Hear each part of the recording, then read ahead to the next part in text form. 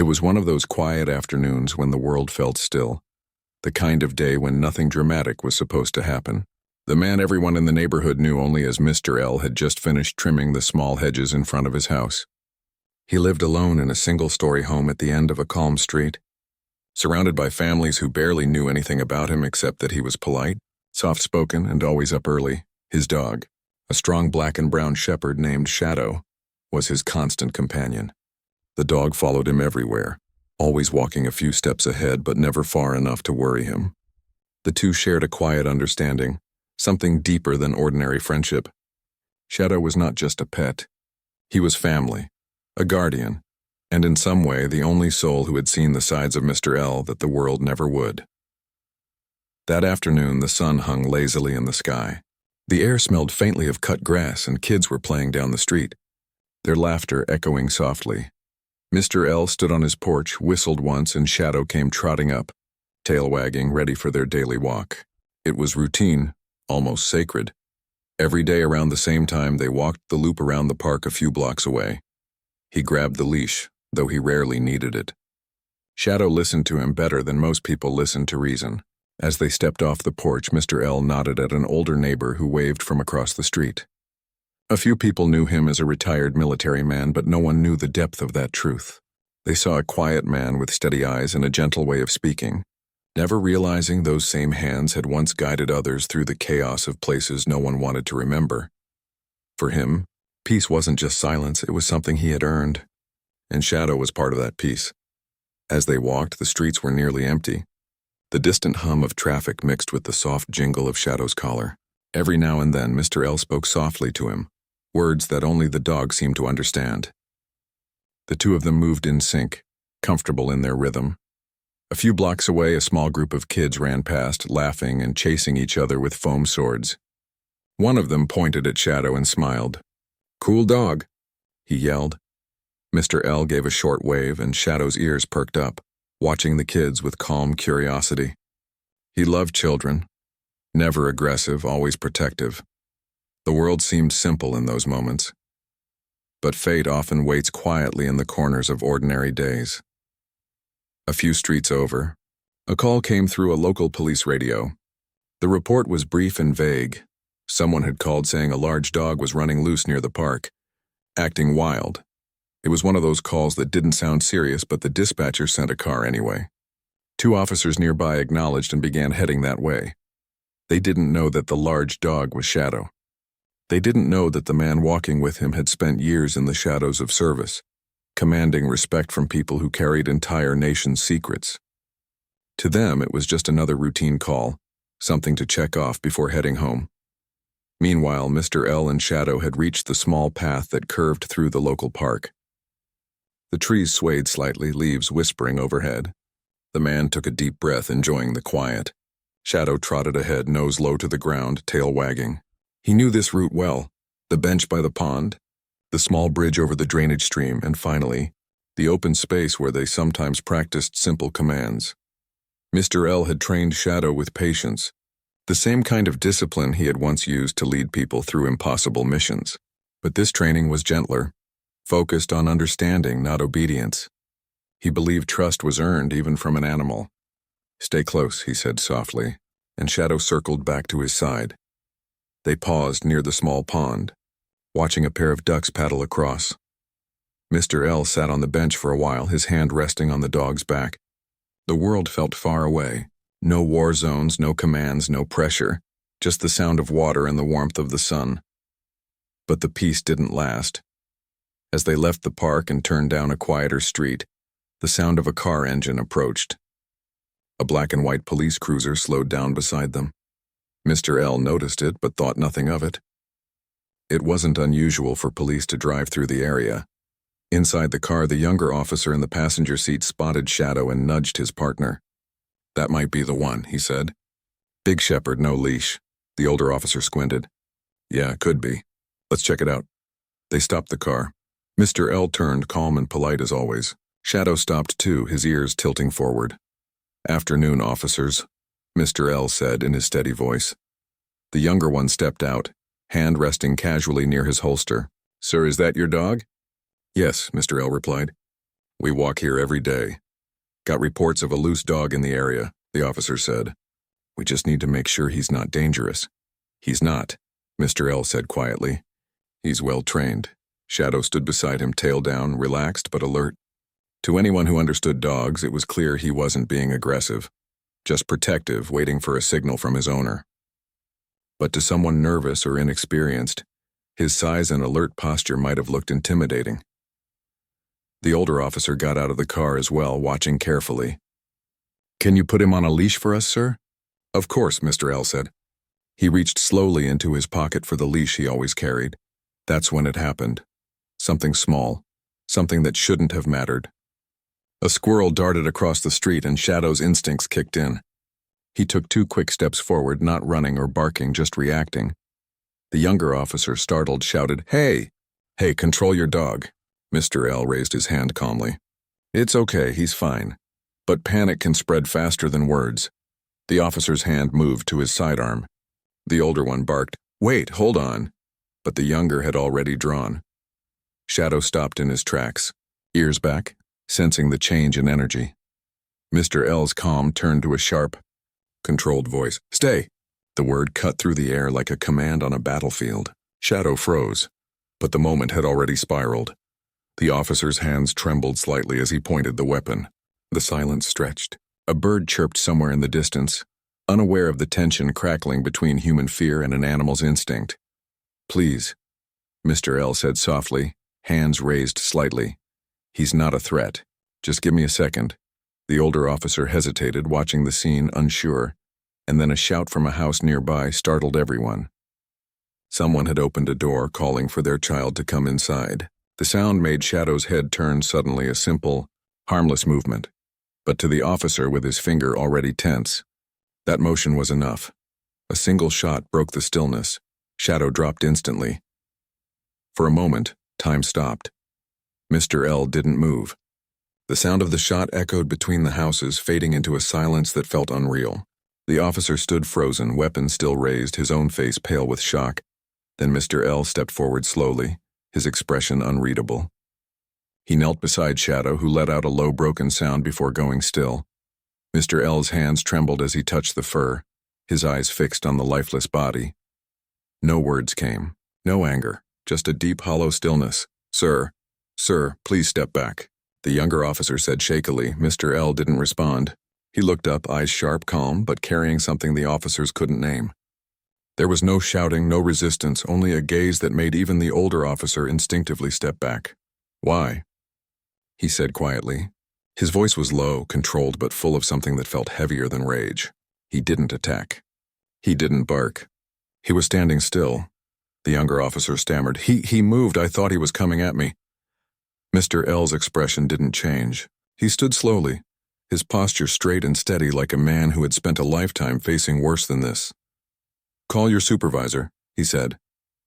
The officers exchanged a glance. The older one nodded and reached for his radio.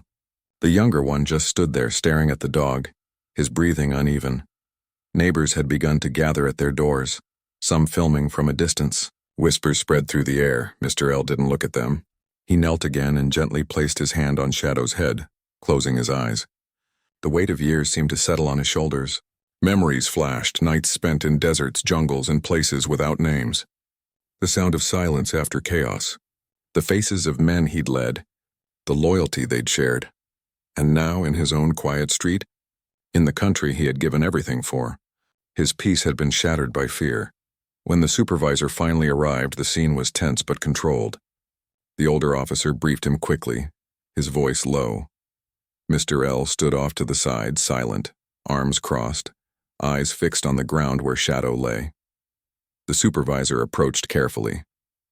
Sir, I'm very sorry for what happened here. We'll handle this properly. Mr. L just nodded once. I'll hold you to that. He didn't argue. He didn't raise his voice. He simply picked up Shadow in his arms, a heavy weight but one he carried without hesitation, and began walking back toward his house. The crowd parted silently as he passed. No one spoke. He didn't look back. The officers stood by their car watching him go, the reality of what had just happened settling over them like a heavy fog. And though no one there knew it yet, That quiet man who had just lost his only companion was not just some retiree. He was a legend hidden in plain sight. A man who had led missions most people would never hear about. A man who had seen death, but never like this. That day marked the moment everything would change. The day peace ended for a man who had fought all his life to find it. The night after the incident was long and silent. The streetlights outside flickered against the window, casting soft shadows across the living room walls. Inside, the man sat alone on the floor beside the couch. The house felt emptier than ever before. The air still carried the faint smell of Shadow's fur and the food bowl that hadn't been moved yet. He hadn't eaten. He hadn't spoken to anyone. His phone had buzzed several times. Calls from the police department, messages from neighbors, but he ignored them all. Every time the screen lit up, he turned it face down again. His mind wasn't filled with anger at that moment, just a heavy quietness that pressed on his chest. He had seen loss before, too many times. But this was different. This wasn't a battlefield. This was home. Shadow's leash still lay by the door, coiled neatly the way he always kept it. He picked it up and turned it over in his hand. The small clip still smelled faintly of grass, and the metal was warm from the house's heat.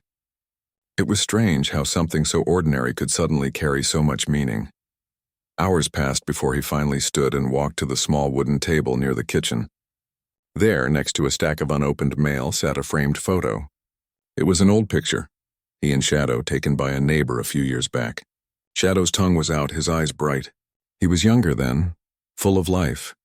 The man took a deep breath and whispered quietly, "You were supposed to grow old here." He set the frame down and looked toward the door. Outside, he could hear the soft rumble of a car pulling up. Then came a knock, 3 short taps. He didn't move at first.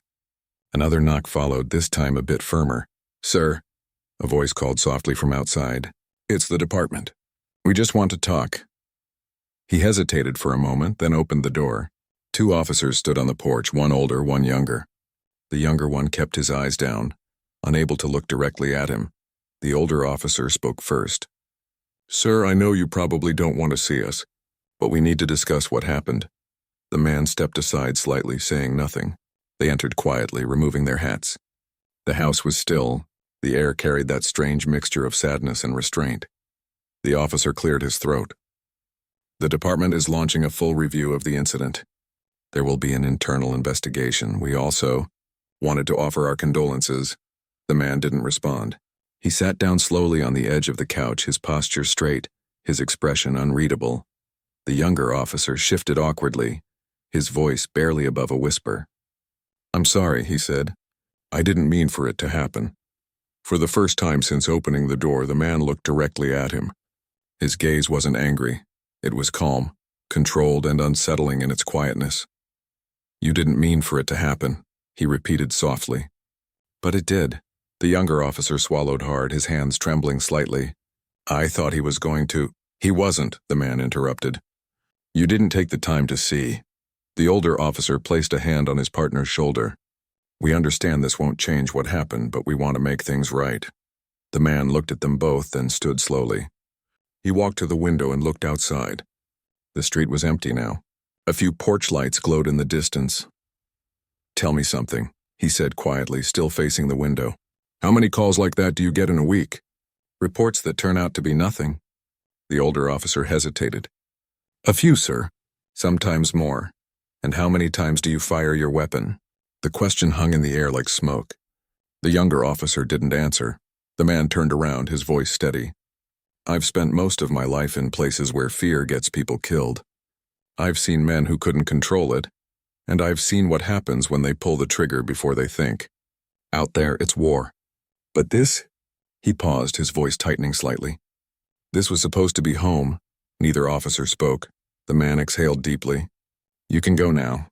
Do what you have to do with your investigation. I'll be here." The officers nodded, leaving quietly. When the door closed, silence filled the room again. He walked back to the couch, sat down, and stared at the floor. There was no anger, just exhaustion. A part of him wanted to disappear into that silence, to forget the noise and the lights and the sound of that single shot. But another part of him, the one that had led people through chaos and darkness, knew he couldn't stay quiet forever. The next morning, the world outside his door began to move without his permission. A neighbor had filmed a small part of what happened, the aftermath, not the shot itself. The video showed him kneeling on the street holding Shadow's body and walking away in silence. It spread online quickly. People shared it, commented on it, debated what had happened. Some were outraged, others defensive. Reporters appeared by noon. Cars lined the street. Someone left flowers on his porch. Another person left a note that simply said, "We saw. We're sorry." He didn't speak to anyone that day. But later in the evening, a familiar voice called him. "Sir," the voice said on the phone, "this is Captain Reeves." "I heard what happened." The man closed his eyes for a moment. "I didn't expect to hear from anyone from that world again." "You've been out for years," Reeves said softly. "But people still remember. Word travels fast. The higher-ups are aware." The man didn't say anything. Reeves continued. "They want to offer support, legal, financial, whatever you need. But off the record, people are angry. They think it's wrong what happened to you." "I don't want anger," the man said. "I want understanding. I want change," Reeves sighed. "You always were the calm one." After the call, he sat for a long time in the quiet again. He thought about all the years he'd spent serving, the missions he'd led, the people he'd seen fall.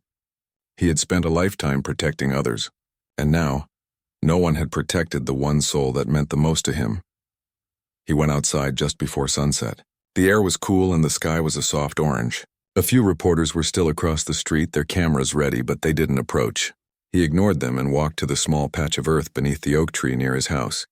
He had buried Shadow there earlier that morning, with the help of a friend from the old days. The soil was still fresh. A small wooden marker stood at the head of the spot.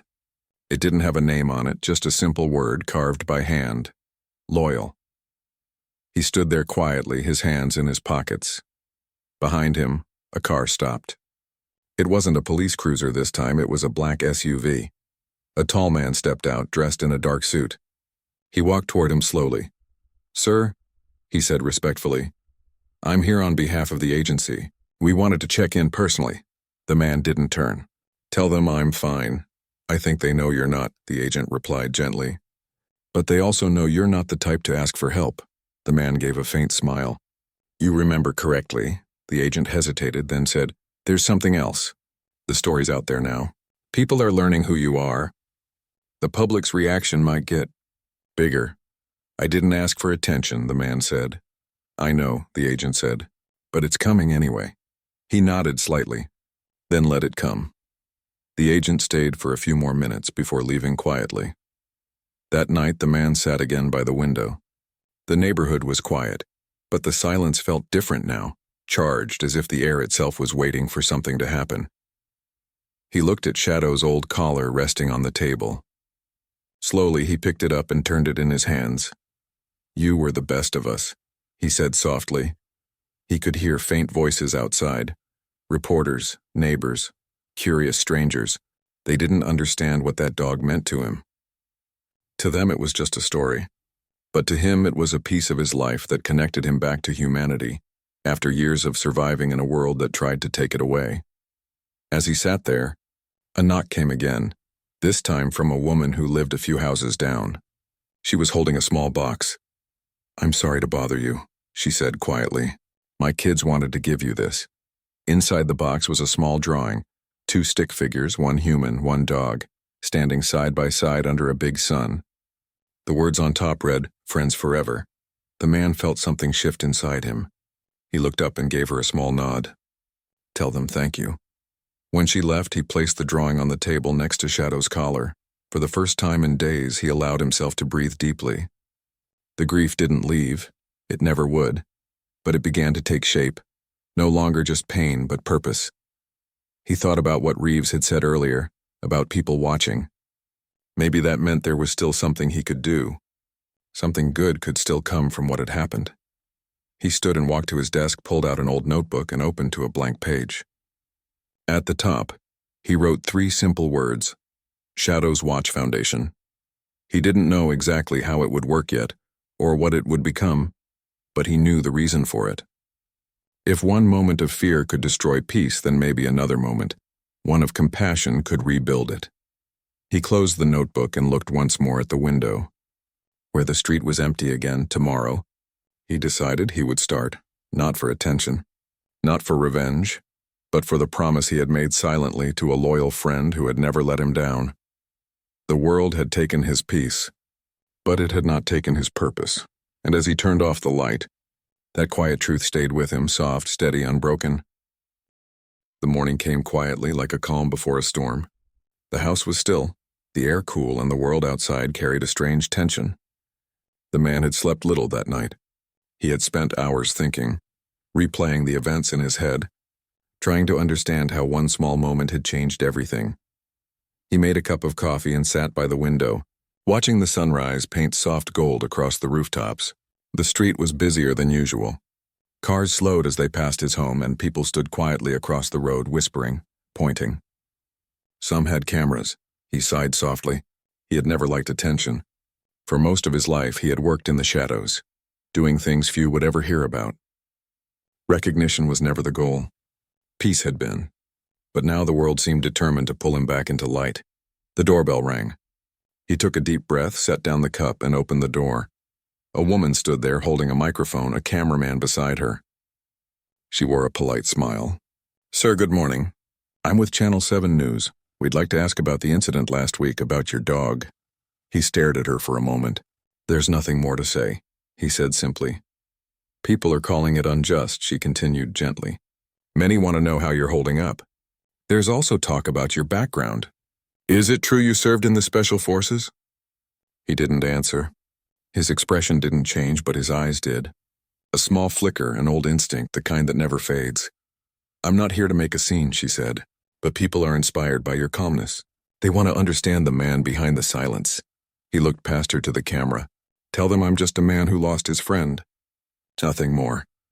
And with that, he closed the door. The news aired that evening anyway. The clip showed him briefly, quiet and composed, refusing to speak. The anchor filled in the rest. They spoke of his military past, classified missions, unspoken honors, a record that few could match. They called him a silent hero, a man who had served his country in ways most people never would know. Overnight, his story spread far beyond his town. People online began sharing articles, photos, and old records that had somehow surfaced. He became a symbol of something larger: dignity, patience, loss, and the quiet strength of a person who had seen too much of both chaos and peace. Messages poured in. Some came from fellow veterans who said they understood. Others came from strangers who simply wanted to thank him. His mailbox filled with letters, handwritten, heartfelt. Some offered condolences. Others shared their own stories of loss, fear, or forgiveness. He read them all, one by one. Some made him smile faintly. Others made him pause and close his eyes.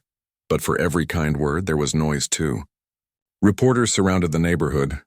Talk shows debated what had happened. Some voices defended the police. Others demanded justice. The world had turned something personal into something public, and through it all, he remained silent. Days passed. The police department released a statement calling it a tragic misunderstanding. They announced training reforms and expressed their regret. But they didn't say much beyond that. The man knew words couldn't bring back what was lost. Still, he watched. Not out of anger, but out of duty, to make sure change truly followed. One afternoon, a black car pulled up in front of his house. Two people stepped out, a man and a woman in formal clothes. They didn't look like reporters. They looked like officials. He opened the door before they could knock. "I was expecting someone eventually," he said. The woman smiled faintly. "Sir, we're from the Department of Defense. We'd like to speak with you privately." He led them to the living room. They sat down, polite and professional. "We know you didn't ask for this attention," the man began, "but your name carries weight. The story has reached people far up the chain. There's concern for your safety, and for the message being spread. I'm not here to make statements," he said quietly. "I just want to live in peace." "We understand," the woman said, "but sometimes silence speaks louder than speeches. People are looking to you. They see strength in how you handled this." He didn't respond. He looked down at his hands. The man across from him continued. "The truth is, your service record is one of the most remarkable we've ever seen. You've led missions that aren't even public knowledge. But this moment, is revealing a side of you the world has never known. Compassion, calm, humanity. He gave a small, almost sad smile. It shouldn't take tragedy for people to see that. They nodded, understanding. Before leaving, the woman handed him a folder. If you ever decide to speak officially or not, we can help make sure it's done respectfully. Your voice carries more power than you think. He thanked them and saw them out. After they left, he opened the folder. Inside was a simple letter signed by a general, an acknowledgement of service and a handwritten note. You taught us to act with control. The world still needs that lesson. That night he went outside again. The small wooden marker under the oak tree still stood firm. He knelt beside it, resting his hand gently on the ground. They want me to speak, he murmured softly. But what can I say that the silence hasn't already said? The wind rustled through the leaves above. It almost felt like an answer. The next day he began writing. Not a speech. Not a statement. Just thoughts, words meant for himself. He wrote about fear, patience, and the cost of peace. About how quick decisions can change lives forever. About trust and how it's built one calm act at a time. He didn't plan to publish it, but a friend who visited later found the notes and gently suggested sharing them. It could help others, the friend said quietly. You've always been good at teaching through action. Reluctantly, he agreed to have a few of his words shared online under a simple title, Lessons from Silence. He didn't expect much, but the post spread quickly. It wasn't emotional or dramatic, just honest. He wrote about how anger only deepens pain, and how understanding begins when people learn to truly listen. Comments poured in, thousands of them. People said his words made them think, made them see things differently. Police officers wrote that they were moved. Veterans said they felt seen. Parents said they showed the story to their children. He read as many as he could, sitting quietly at his desk, humbled and thoughtful. One evening, as he sat outside, a local officer approached him carefully. Not one of the men from that day, someone younger, nervous but sincere. Sir, the young officer said softly, I just wanted to say thank you for how you've handled everything. We're learning from it. I am, at least. The man looked at him for a moment, then nodded. Then make sure it counts. Don't let fear be the first voice you listen to. I won't, the officer said before walking away. For the first time in a long while, the man felt something like peace returning. It wasn't full. It wasn't complete. But it was there, quiet, fragile, growing. Still, the attention didn't fade. News outlets continued to follow him. People speculated about who he really was, what he had done in the military, what he might do next. Some called him a hero. Others called him a mystery. He didn't correct any of them. He wasn't trying to be a symbol. He just wanted people to learn something from what had happened. A few weeks later, he received a letter from the local police chief. It was handwritten, not typed. The words were simple, we failed that day, but your response showed more strength than any of us could have expected. We are changing because of it.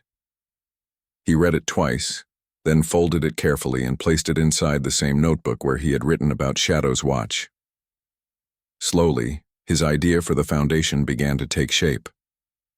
He reached out to a few trusted friends, former trainers, psychologists, and officers who believed in reform. Together, they began planning workshops focused on emotional awareness, decision-making, and understanding community trust. He didn't want the foundation to be about punishment. He wanted it to be about prevention.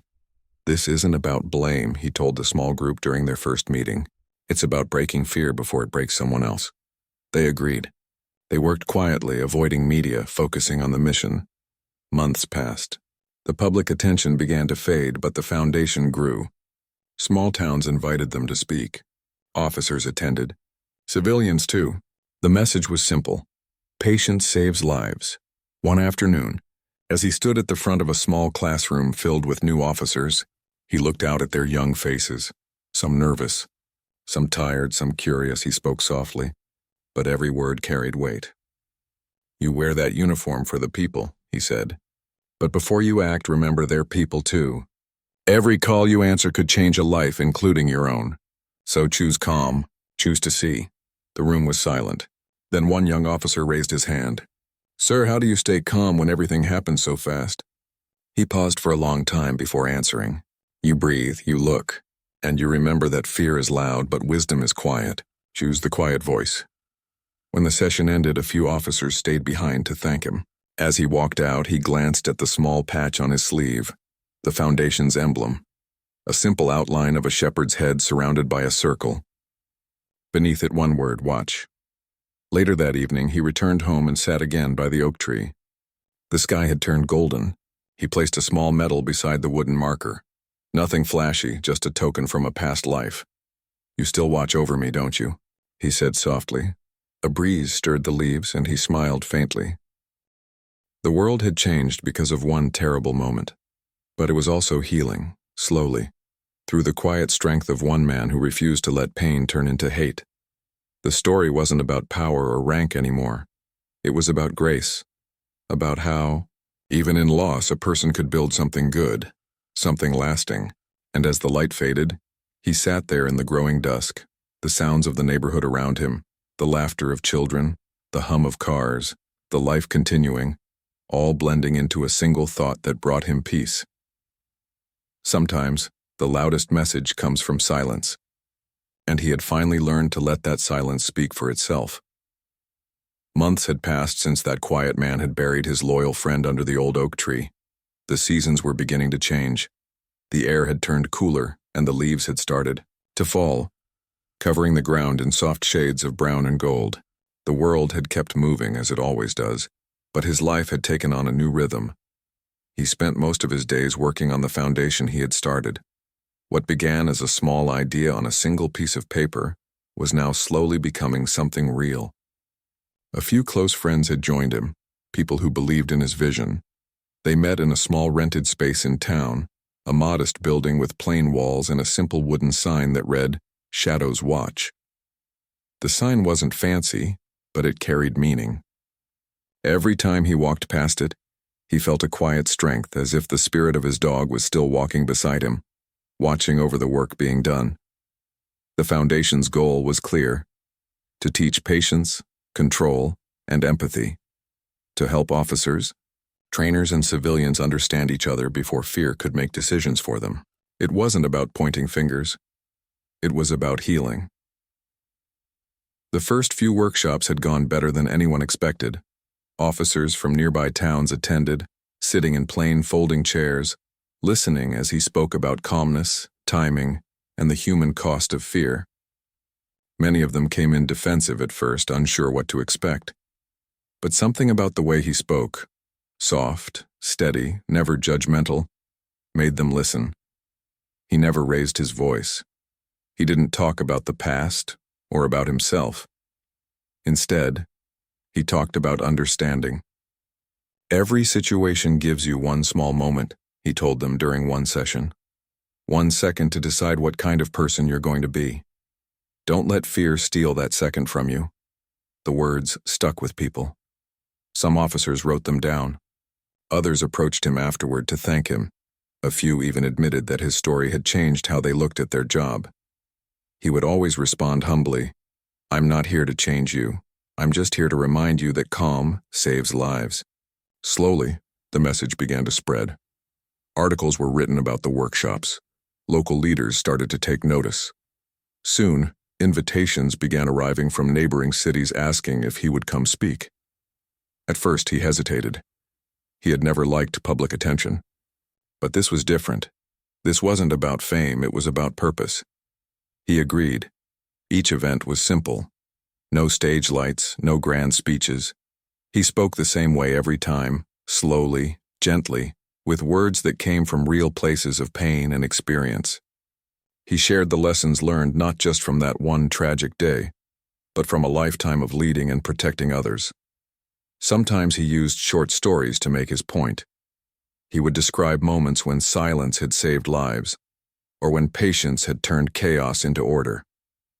And every time he would end with the same quiet reminder: power without control isn't strength, it's danger. People listened, and they remembered. One day, while leaving a community event, he was approached by a young woman holding a small recorder.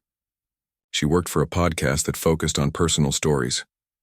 "Sir," she said politely, "I've followed your journey since the first news story. I know you don't like interviews, but I think your story could reach more people if they heard it in your own voice." He paused, studying her face. She looked sincere, not like someone chasing headlines. "What would you ask me?" he said. Nothing political, she promised. Just about what you've learned and what keeps you going. He thought for a moment, then nodded. All right, but no dramatics, just truth. The podcast aired 2 weeks later. It was simple, quiet, and honest. His voice was calm as he spoke about shadow, about service, about forgiveness, and about how every person has a choice to react with fear or respond with understanding. The episode spread faster than anyone expected. People wrote messages saying it made them think differently. Some said it made them cry. Others said it gave them hope. He didn't read all the messages, but the few he did read reminded him why he'd started. Meanwhile, changes were happening quietly within the police departments that had attended his workshops. Training programs were being rewritten to include more focus on emotional control and human connection.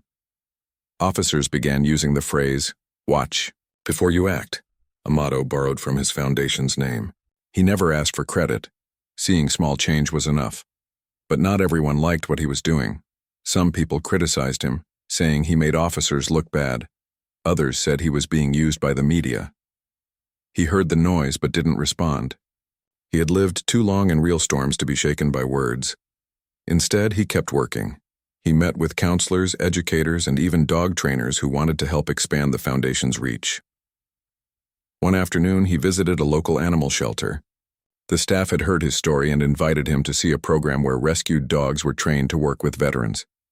As he walked through the kennels, a small brown shepherd mix caught his eye. The dog looked at him with curious, calm eyes, not fearful, just observant. The shelter worker smiled. "He's quiet but smart. Doesn't bark much. We call him Echo." He knelt down slowly and extended a hand. The dog stepped forward, sniffed, and gently placed his paw on the man's hand. Something passed between them in that small moment, an understanding. He smiled softly.